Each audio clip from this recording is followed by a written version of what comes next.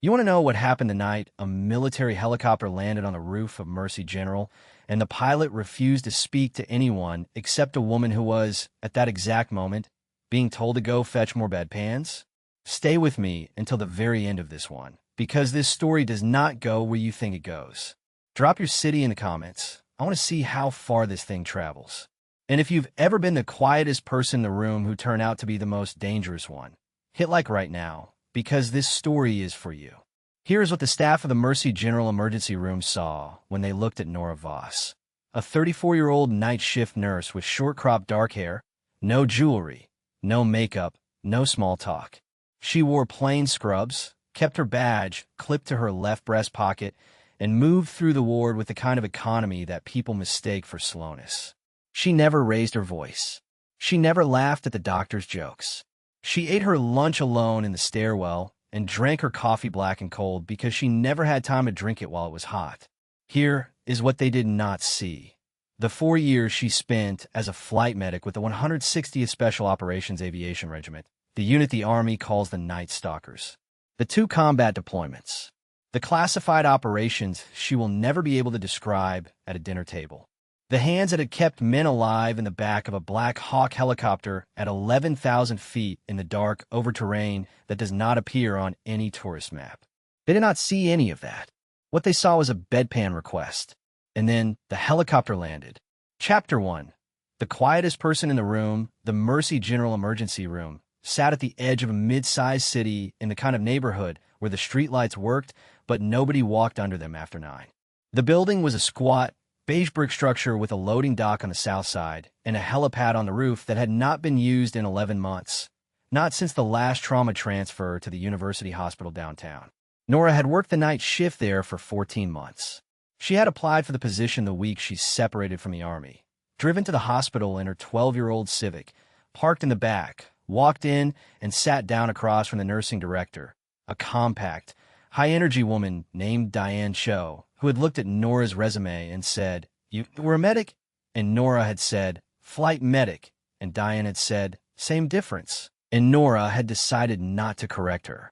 She took the job because it was nights, because nights meant fewer people, and because the pay was adequate and the commute was short, and she was very tired of explaining herself. The ER at night ran with a skeleton crew. 2 attending physicians on rotation, a charge nurse, 2 floor nurses, a tech, and whoever else administration had managed a schedule without going into overtime. On most nights, the senior attending was Dr. Garrett Pell, a 47-year-old emergency medicine physician with a runner's build, a subscription to 3 medical journals he never read, and an absolute, unshakable conviction that he was the most competent person in any room he entered. Pell was not a bad doctor. That is important to say. He was technically proficient, reasonably fast under pressure, and he had good hands. But he had a specific kind of blindness that comes from spending 20 years being right in front of people who were required to defer to him. He had stopped seeing the nurses as collaborators somewhere around year 8. By year 14, they were furniture. Useful furniture, the kind that handed him things and said, "Yes, doctor," but furniture nonetheless. Nora, in particular, he had filed away in some mental drawer labeled adequate but unremarkable. She did her work. She didn't cause problems. She didn't ask questions he found interesting. Once in the break room, he had said to the charge nurse, a broad-shouldered man named Ray Suarez, "That one's a little robotic, isn't she?" And Ray had shrugged and said, "She's efficient." And Pell had said, "Sure," in a tone that made clear he considered efficiency a minimum bar, not a virtue. Ray was the one who had come closest to understanding Nora, not because he was particularly perceptive, but because he had once asked her, in the flat way he asked most things, "You were military?" And she had said, "Yes." And he had said, "Combat?" And she had paused, just a half-second too long, and said, "Adjacent." And he had nodded and never asked again. That pause told him something. He wasn't sure what, but something. The other floor nurse on Nora's regular rotation was a 26-year-old named Becca Marsh, who had graduated from nursing school 18 months ago and who approached the ER with the breathless enthusiasm of someone who had not yet had it compressed out of her. Becca liked Nora in the uncomplicated way that people like furniture that never falls on them. She was cheerful in Nora's direction, and Nora was not unkind in return, and they had established a functional working rhythm that neither of them had ever tried to articulate. That was the cast of characters on the night of October 14th, a Tuesday, when the temperature dropped to 38 degrees and a thin fog settled over the city like a held breath. Nora arrived at 10:45 for the 11 o'clock shift, changed in a locker room, clipped her badge, and walked out onto the floor. The waiting room had 7 people in it. A man with a towel wrapped around his hand. 2 women who appeared to be together, one pale and shaking, one holding her arm around the first. An elderly man asleep in a chair. A teenager with his mother. A heavy-set man in a plaid shirt who kept looking at his phone. Nora scanned them in the time it took her to cross the room. She clocked the towel-wrapped hand as a laceration, probably deep, probably the index finger based on the angle of the wrap. She clocked the pale, shaking woman as either a panic attack or early sepsis. The posture was wrong for simple anxiety, too rigid, too internal. She noted the elderly man's breathing, which was slightly labored even in sleep. She said nothing. She was not the triage nurse. She went to her station, pulled up her charts, and started her shift. By midnight, the ER had settled into its particular nocturnal rhythm.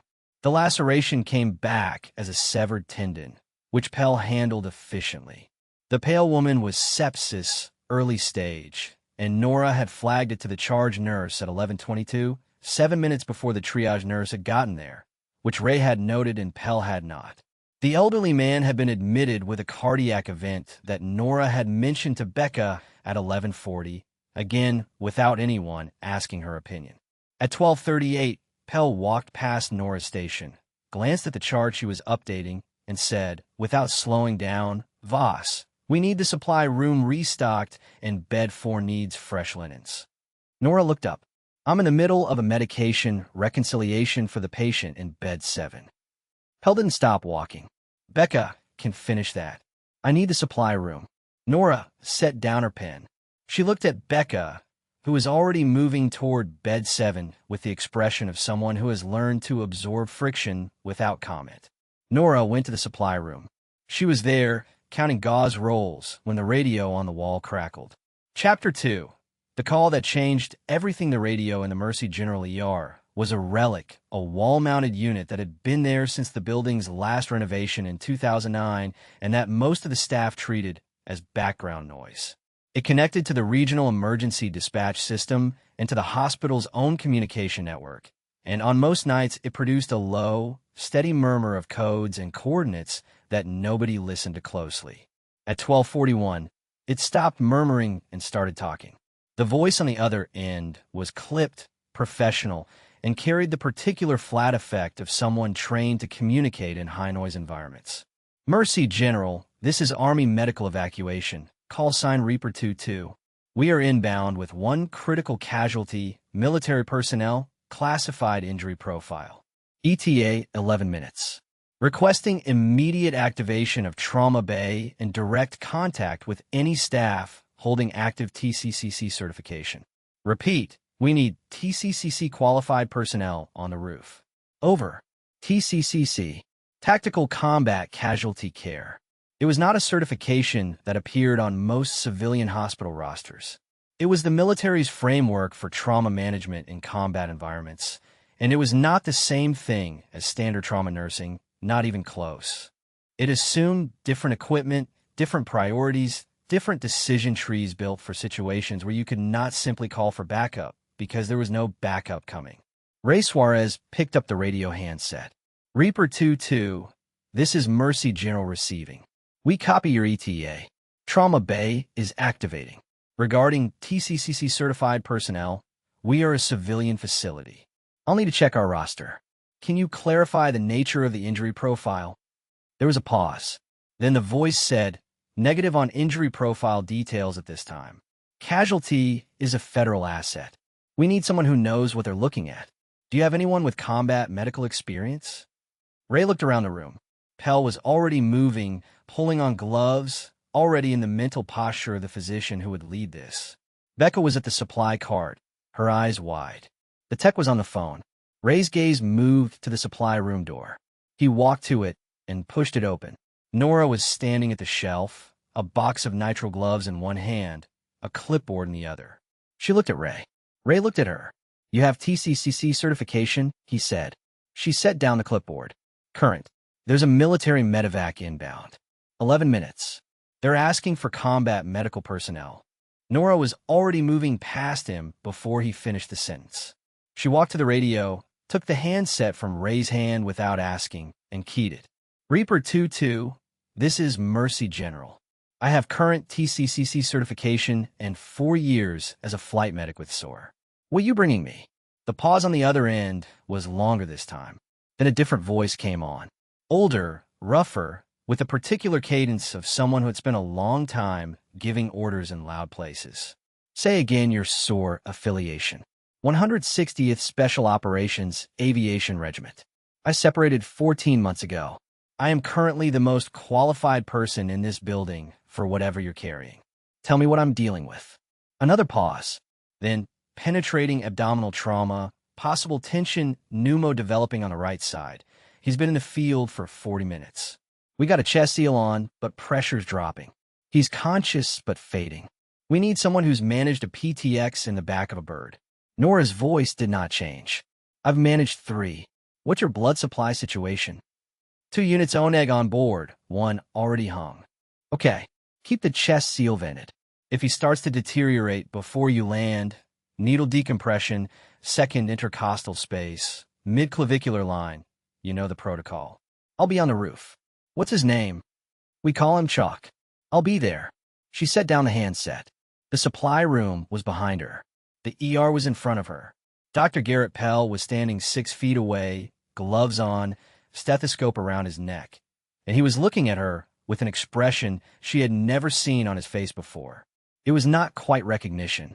It was the early, uncomfortable precursor to recognition, the moment just before the furniture starts talking back. "Voss," he said. "What was that?" "Military medevac inbound," she said. "Penetrating abdominal trauma with a developing tension pneumothorax. I need you in the trauma bay. I need the thoracic tray open, and I need 2 units of ONEG pulled from the blood bank right now. And I need someone to unlock the roof access because I'm going up there." Pell stared at her.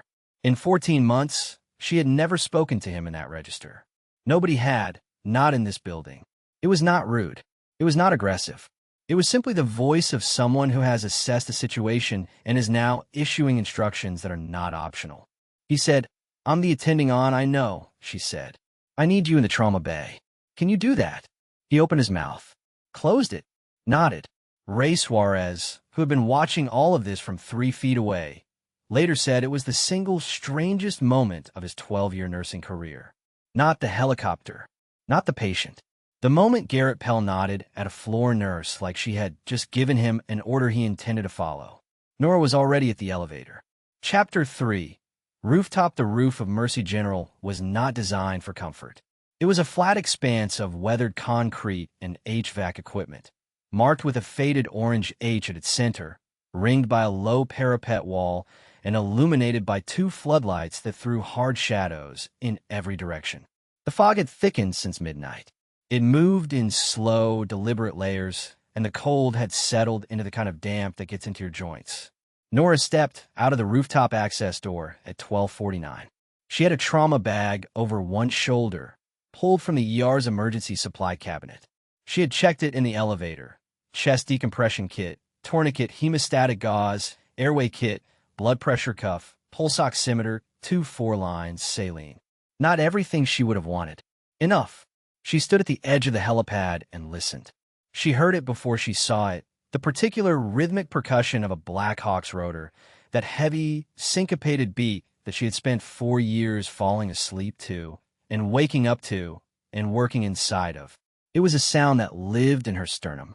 It came out of the fog from the northeast, low and fast, and then the landing lights appeared, 2 white points cutting through the gray, and then the aircraft itself materialized, descending with the controlled urgency of a crew that was very good at their jobs and very aware that time was a finite resource. The Black Hawk settled onto the helipad with the particular precision of Night Stalker pilots. Not the tentative, searching touchdown of civilian medevac, but the definitive, committed landing of people who have put aircraft down in places with no lights and no margin. The rotors did not stop. They never stopped. This was not a stay. The side door opened before the skids were fully down. A flight medic in full gear jumped out and moved toward her, and Nora was already moving toward him, and they met in the rotor wash with the fog swirling around them and the floodlights cutting everything into hard planes of light and shadow. "Your mercy, General?" he shouted over the noise. "I'm Voss," she said. "Let me see him." He stepped aside without argument. That was how she knew he was good at his job. He didn't ask for credentials. He didn't explain the situation again. He had heard her on the radio, and he stepped aside. The patient was on a litter in the back of the aircraft, strapped in, one unit of blood running through a large bore 4 in his left arm, a vented chest seal on his right side, an oxygen mask over his face. He was a large man, maybe 210 pounds, with the particular muscle density of someone who has spent years doing things that require carrying heavy objects over long distances. His face was gray. His eyes were open, but not tracking well. Nora climbed into the aircraft without being invited. She put 2 fingers on his neck. His pulse was there, but it was wrong, too fast, too weak, the thready, desperate pulse of a cardiovascular system that is losing the argument. She looked at the chest seal. The flutter valve was partially occluded. She cleared it with a gloved finger, felt the rush of air that told her the pneumothorax was still active, still building. "His pressure," she said to the medic behind her. 80/50. Last check was 90 seconds ago. Tracheal deviation? Slight left. She put her hand on his chest. She felt the asymmetry. Right side wasn't moving the way it should. "He needs a needle," she said. "Right now, before we move him. We're 30 seconds from the elevator. He doesn't have 30 seconds. She was already opening the trauma bag. "Second intercostal, midclavicular. I need you to hold his arm." The medic held his arm. She found the landmark by feel, the way she had done it 3 times before, twice in the back of a moving aircraft, and once on a mountainside in conditions she is not permitted to describe. She swabbed the site, uncapped the needle, and placed it with the kind of deliberate speed that looks unhurried to anyone watching but covers a very precise internal clock. The hiss of air was immediate and unmistakable. The tension releasing. The patient's eyes focused. Not all the way, but enough. He looked at her. "You're okay," she said. It was not a reassurance. It was a status update. He said, very quietly, "Chalk." "I know," she said. "Let's get you inside." Chapter 4. The trauma bay. They moved him through the rooftop access and down the service elevator and into the trauma bay in 4 minutes and 20 seconds, which Ray Suarez later confirmed was faster than any transfer he had been part of in his career. Nora walked beside the litter with one hand on the patient's wrist and her eyes moving between his face and the monitor the flight medic was carrying. Pell was in the trauma bay when they arrived. He had the thoracic tray open. He had 2 units of oneg on the warmer. He had done exactly what she had told him to do. And when Nora walked in, he looked at her with the expression of a man who is recalibrating in real time. Penetrating abdominal trauma, entry wound right flank, no confirmed exit wound, Nora said as they transferred the patient to the trauma table. Tension pneumothorax, right side, decompressed on the roof, pressure was 80/50. He should be improving. He needs a chest tube and a CT of the abdomen, and we need surgery on standby because there may be internal hemorrhage. Pell said, "I'll take it from here." Nora said, "Good." She stepped back, not because she was deferring, because the trauma bay was Pell's domain and she knew how to work within a system even when she was the most experienced person in it. She stepped to the patient's left side, took over the floor management, and kept her eyes on the monitor. Becca was at the foot of the table, eyes wide, moving when asked and not moving when not asked, which was exactly right. Ray was at the door, coordinating with the flight medic, who had introduced himself as Sergeant First Class Danny Okafor, and who was standing with his helmet under his arm and his eyes on the patient with the particular focused grief of someone who has spent the last 40 minutes keeping a man alive and is not yet ready to let someone else carry that weight. Pell worked. To his credit, he worked well. He placed the chest tube with clean technique, confirmed placement, watched the drainage begin. He ordered the CT. He got surgery on the phone. He did everything correctly and in the right order, and Nora watched him do it and said nothing except what was necessary, which was twice when she flagged a medication dosage, and once when she caught a monitor alarm that Pell hadn't heard. At 1:37 in the morning, the patient was stabilized and on his way to CT. Okafor found Nora in the hallway outside the trauma bay. She was leaning against the wall, arms crossed, eyes on the floor, in the particular posture of someone who has just spent 30 minutes running on adrenaline and is now letting the system decompress. He said, "You were 160th. She said yes. "What years?"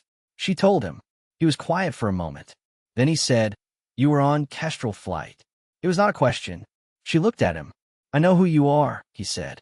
"I was at Bagram when the report came in." "What you did that night is classified," she said. "Yes," he said. "It is." He paused. "You saved his life just now." Again. She looked at him more carefully. "Chalk was on Kestrel. He was the crew chief. You kept him alive the first time. He asked for you by name when they told him they were diverting to a civilian hospital. He said, 'Is Voss there?' And his pilot got on the radio and started making calls until someone found out you were at Mercy General." Nora was quiet for a long time. "He remembered me," she said. It was not a question either. "He never forgot you," Okafor said. Chapter 5. What Kestrel was. You have to understand what the 160th Special Operations Aviation Regiment is before you can understand what Kestrel flight was. And you have to understand what Kestrel flight was before you can understand why a man bleeding out in the back of a military helicopter spent some of his remaining conscious energy asking for a woman he had not seen in 14 months. The 160th is not a standard Army aviation unit. They're the ones who fly the missions that do not appear in press releases. They train in the dark, literally, flying at night with night vision equipment in conditions that civilian aviation authorities would ground any other aircraft for. Their motto is "Death waits in the dark," which is either extremely cool or extremely grim depending on your perspective, and which is accurate in either case. Nora had joined the Army at 22, gone through the basic flight medic pipeline, and then done something that very few people do. She had applied to support the 160th. She was not a pilot. She was not special operations herself. But the Night Stalkers needed medical personnel who could function in the back of a moving aircraft in the dark over hostile terrain, and Nora Voss had a particular combination of qualities that made her exceptionally good at this. She did not panic.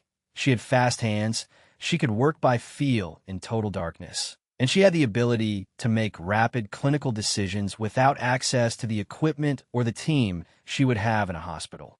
She had done 2 deployments. She had kept 11 men alive in circumstances that she has never described to anyone outside of classified debriefs. The operation known internally as Kestrel Flight was the last one, the one that ended her military career not through failure, but through a combination of injury and the particular bureaucratic attrition that happens when an organization decides that a person has given enough. On Kestrel Flight, the aircraft had taken fire during extraction. The pilot had managed to keep the bird in the air, but the crew chief, a man everyone called Chalk because of the white scar that ran from his left ear to his jaw, had taken shrapnel through the right side of his torso. Nora had managed his injuries for 38 minutes in the back of a damaged aircraft with no lights and no backup, and the aircraft losing altitude the entire time. And when they finally put down, Chalk was alive. She had been recommended for a decoration. The paperwork was somewhere in a system. She had separated before it was processed, and she had not followed up because she was tired and she wanted to be done, and she did not need a piece of metal to tell her what she already knew about that night, what she had not known, until Okafor told her in the hallway of Mercy General at 1:45 in the morning, was that Chalk had spent the last 14 months trying to find her. Not in a dramatic way, not with flowers or grand gestures. In the quiet, methodical way of a man who has a debt he intends to pay and who is patient about it. He had filed requests through official channels. He had asked people who might know. He had eventually tracked her to Mercy General through a contact in the Veterans Administration system, and he had been building toward reaching out when the mission went wrong and the medevac was diverted, and his pilot had looked at the map and seen Mercy General, and Chalk had said, through a blood oxygen level that should have made speech impossible, "Is Voss there?" Nora stood in the hallway and processed this information with the same stillness she brought to everything else. Then she said, "He's going to be okay. Because of you." Okafor said. Because of the whole team, she said. The chest seal his medic placed in the field bought him time. Your pilot got him here fast. Pell placed a clean chest tube. It was a team effort. Okafor looked at her for a moment. You know, he said, he described you exactly right. How did he describe me? He said, she's the quietest person you'll ever meet, and she will absolutely save your life. Chapter 6. The reckoning in the break room at 2:30 in the morning, with Chalk and surgery and the trauma bay cleaned and reset and the adrenaline slowly metabolizing out of everyone's bloodstream. The night shift of Mercy General's ER gather in the break room in the way that people gather after something significant has happened, not formally, not by plan, but because the alternative is standing alone with it. Ray was there with a cup of coffee he wasn't drinking. Becca was there with her hands wrapped around a mug, still processing. Two of the ER techs were there, people who had been on the periphery of the night's events, but who had felt the atmosphere change and wanted to be near whatever it was that had changed it. Pell was there. He was sitting at the table in the center of the room, and he looked different from how he usually looked in the break room, which was expansive, settled, occupying space with the ease of a man who has never had to justify his presence anywhere. Now, he looked like a man doing arithmetic in his head and not liking the answers. Nora came in last. She poured herself a cup of coffee, found it was fresh, which was unusual, and stood at the counter with her back to the room for a moment before she turned around. Pell said, Voss. She looked at him. 160th SOAR, he said. Flight medic. Yes. How long? For years. He was quiet for a moment. You never mentioned it. She looked at him steadily. Nobody asked. That landed. You could see it land. Ray looked at his coffee. Becca looked at the table. The techs found things to look at on their phones. Pell said, I asked you to restock the supply room. Yes. While you were, he stopped. While there was a military medevac 11 minutes out. I didn't know about the medevac yet, she said. I was doing what you asked. He put his hands flat on the table. He was a man who was used to being the most competent person in the room, and he had just spent 2 hours in a room where he was not, and he was doing the uncomfortable, necessary work of sitting with that. The needle decompression on the roof, he said. You made the call to do it before transfer. His pressure was dropping, and the tracheal deviation was progressing. Moving him without decompressing would have been, I know what it would have been, he said. It came out sharper than he intended. He took a breath. I know. You were right. He paused. You flagged the sepsis patient at 11:22. You flagged the cardiac at 11:40. I didn't notice either of those until after the fact. Nora said nothing. I told you to get bedpans, he said. Linens, she said. You asked me to get linens. Something moved across his face. It might have been the beginning of something that would eventually become humility, though it was too early to call it that yet. It was the raw material of it. The recognition that he had been measuring people with the wrong instrument for a very long time. He said, I owe you an apology. She looked at him for a long moment. She was not performing graciousness. She was deciding whether the apology was real and whether it mattered. You're a good doctor, she said finally. You placed that chest tube cleanly. You got surgery on the phone at the right moment. You did your job well tonight. He said, so did you? Yes, she said. I did. She drank her coffee. It was the first hot cup she'd had in weeks. Chapter 7. The man in the surgical suite chalk's real name was Marcus Webb. He was 38 years old, originally from a small city in Georgia, and he had been in the Army for 16 years, which meant he had 2 more years before he hit his 20 and could retire with a full pension, assuming he survived the next 2 years, which tonight had made briefly uncertain. The surgery took 3 hours. The abdominal wound had nicked the ascending colon and grazed the right kidney, which was the kind of injury that is survivable if you get to a surgeon fast enough and catastrophic if you don't. The surgical team at Mercy General was not a trauma center team. They were a general surgery team that handled emergencies, and they were good at their jobs. And at 5:47 in the morning, they wheeled Marcus Webb out of the OR and into recovery, and the surgical resident came out and told Okafor, who had been sitting in the waiting area for 3 hours, that the patient was stable. Okafor called the number he had been given by the Black Hawks pilot, who had returned to base after dropping chalk, and who had been coordinating with his command structure through the night. He made 3 calls in 10 minutes, and then he sat back down and looked at the ceiling and let out a long breath. Nora was still on shift. Her shift ended at 7.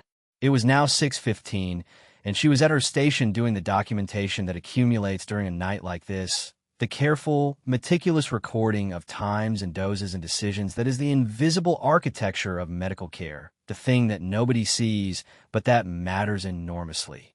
Okafor found her there at 6:20. "He's out of surgery," he said. She looked up. "Good. He's asking for you." She looked back at her screen. "I'm on shift until 7. "I know." He said he'll wait. She finished the line she was typing. She saved the document. She stood up, checked with Ray that the floor was covered, and walked to the recovery area. Marcus Webb was lying in a hospital bed with the particular deflated quality of someone who has been through general anesthesia and is only partially back from it.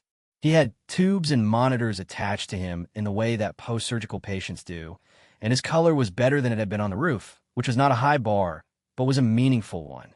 He saw her come through the door, and his eyes focused in a way they hadn't on the roof. He said, "Voss." She stood at the foot of his bed. "Webb, you're here," he said. "You're at Mercy General. I work here." "I know." He closed his eyes for a moment, then opened them again. "I've been trying to find you. Okafor told me. I wanted to." He stopped. The anesthesia was still in him, making the edges of things soft. "I want to say thank you. For Kestrel." She was quiet. "You kept me alive," he said. 38 minutes in a damaged bird with no lights. "I was conscious for some of it. I remember your hands." He paused. "I remember you said, 'You're okay.' Like it was a fact." "It was a fact," she said. "You were okay." "I wasn't, though. Not really." "You were going to be," she said. "That's the same thing." He looked at her for a long moment. "You're a night nurse now." "Yes." "In a civilian ER." "Yes." "Do they know?" he said. "The people here. Do they know what you are?" She thought about Pell in the break room. She thought about Ray and his single perceptive pause 14 months ago. She thought about Becca's wide eyes on the roof as the helicopter descended. "They're starting to figure out," she said. Chapter 8. What came after the helicopter word travels in hospitals the way it travels in small towns, which is to say faster than anyone expects and with more detail than anyone intended to share. By the time the day's shift arrived at 7, the story of the night had already moved through the building in the particular way that significant events move, in fragments, in the break room, in the elevator, in the parking garage where the night shift was leaving and the day shift was arriving, and they overlapped for 15 minutes in the cold morning air. By 7:30, Diane Cho, the nursing director who had hired Nora 14 months ago and said same difference about the sore distinction, was in her office reading the incident report that Ray had filed. She read it twice. Then she called Ray. "This is accurate?" she said. "Every word," he said. She performed a needle decompression on the roof. Before transfer. Patient was deteriorating. "In the TCCC certification, current," he said. "I checked her file after. It's in there. It's been in there since she was hired." Diane was quiet for a moment. "Why didn't we know this?" Ray said nobody asked. There was a pause on the line that had the quality of a woman doing the same arithmetic Pell had done in the break room and arriving at the same uncomfortable sum. "I'm going to need to speak with her," Diane said. "She just got off shift," Ray said. "She's probably in the parking lot." Diane was in the parking lot in 4 minutes. She found Nora at her car, the 12-year-old Civic, unlocking the door with her keys in one hand and her bag over one shoulder, and the particular expression of someone who is looking forward to 8 hours of horizontal. "Nora," Diane said. Nora turned. Diane Cho was a woman who ran on competence and efficiency and who did not traffic in sentimentality, which was why what she said next surprised both of them. "I said same difference," Diane said. "When you told me you were a flight medic with SOAR, I said same difference." Nora looked at her. "It is not the same difference," Diane said. "I looked it up this morning. I should have looked it up 14 months ago. I'm sorry." Nora put her keys in her pocket. "You gave me the job," she said. "I gave you a job that was well below what you're qualified for. It's the job I wanted." "What?" Diane said. And it was a genuine question, not rhetorical, not challenging. She actually wanted to know. Nora looked at the parking lot for a moment. The morning was gray and cold, the fog still hanging at the edges of things, the streetlights still on even though it was light enough not to need them. "Because nights are quiet," she said. And the work is real. And nobody asked me to explain myself. She paused. Most nights. Diane nodded slowly. I want to talk about your role here. When you've slept. Okay, Nora said.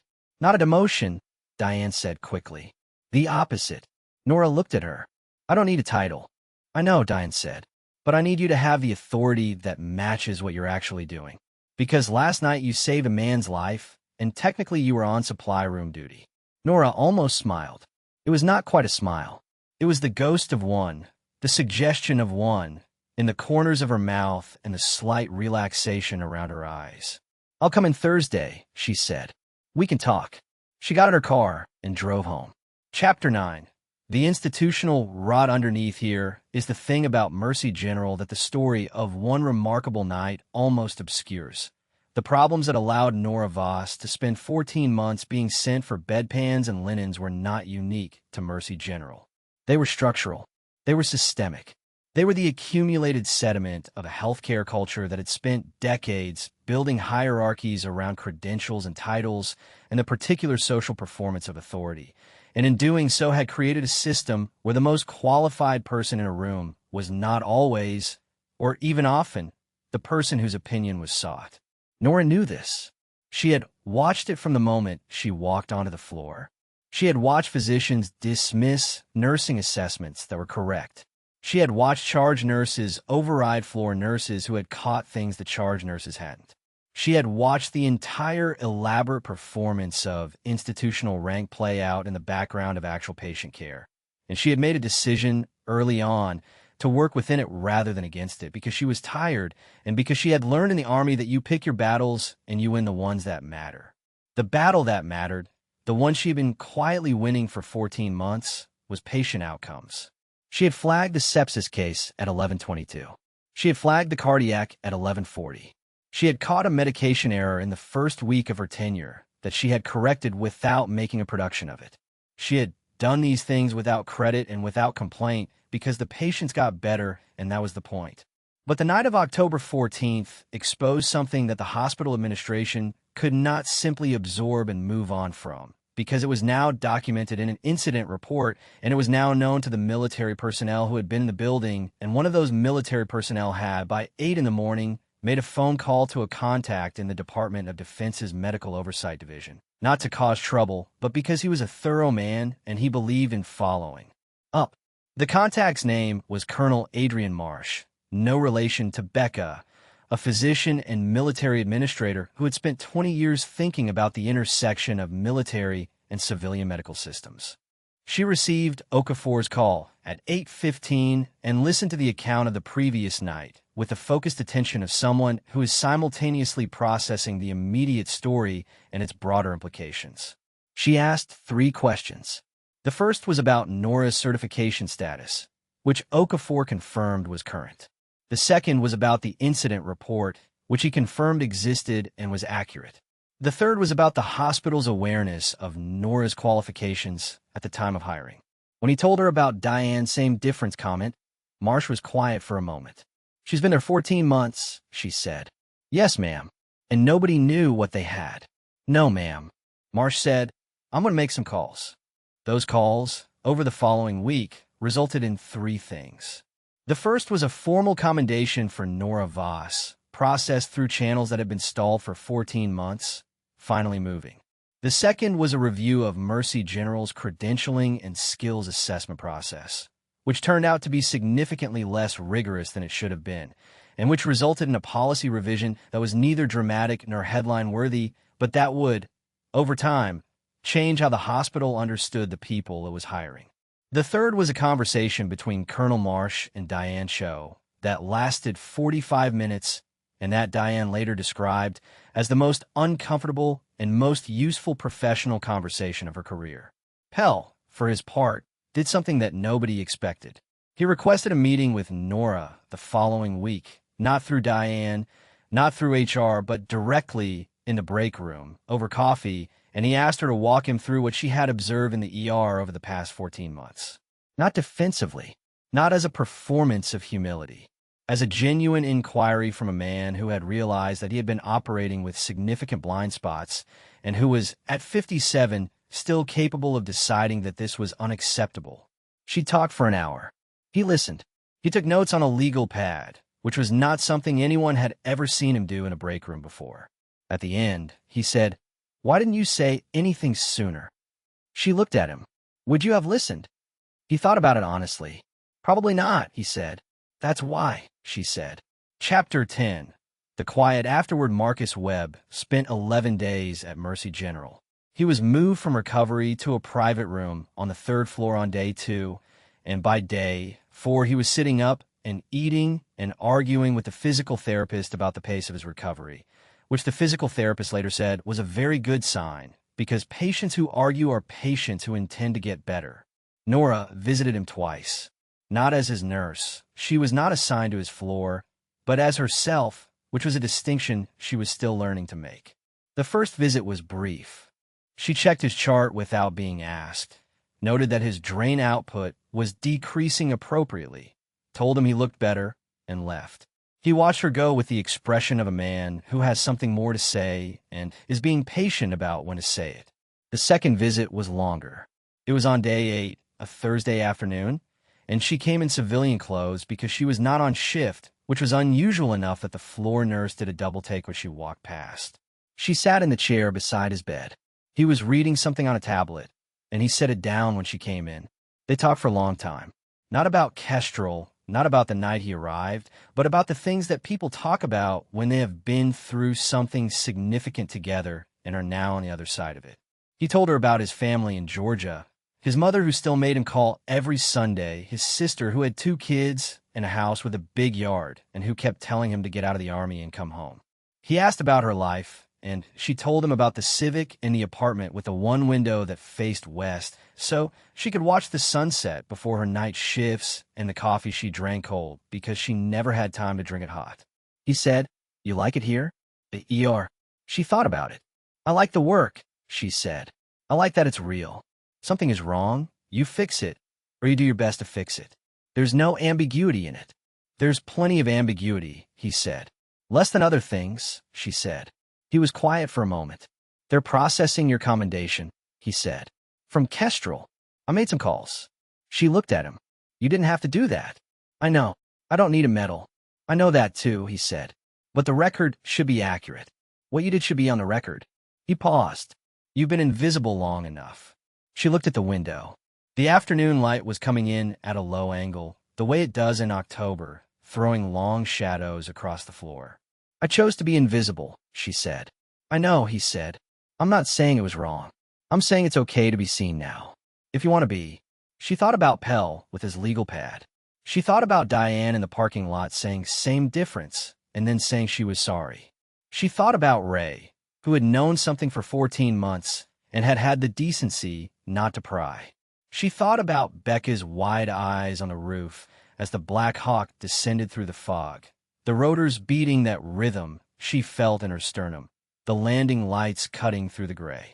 She thought about being 28 years old in the back of a damaged aircraft at 11,000 feet in the dark, with a man bleeding out in front of her and no one coming to help, and the only question that mattered being, what do you do right now with what you have?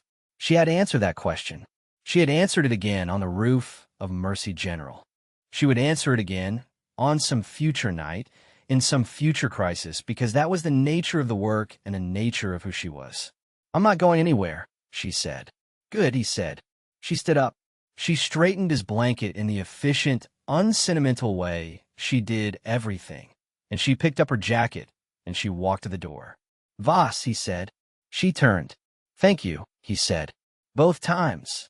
She looked at him for a moment. Then she said, "Get some rest. The PT is going to push you hard tomorrow." She walked out into the hallway. The fluorescent lights hummed above her. The floor was clean and polished, and the smell of the hospital was antiseptic and familiar and entirely ordinary. A nurse she didn't know nodded at her from the station. A patient's family walked past with coffee cups and tired eyes. She took the elevator down to the lobby, walked through the automatic doors, and stood for a moment in the October air. It was cold and clear, the fog finally gone, and the sky above the parking lot was the deep, particular blue of late afternoon heading toward evening. She had a few hours before her shift. She got in her Civic and drove home.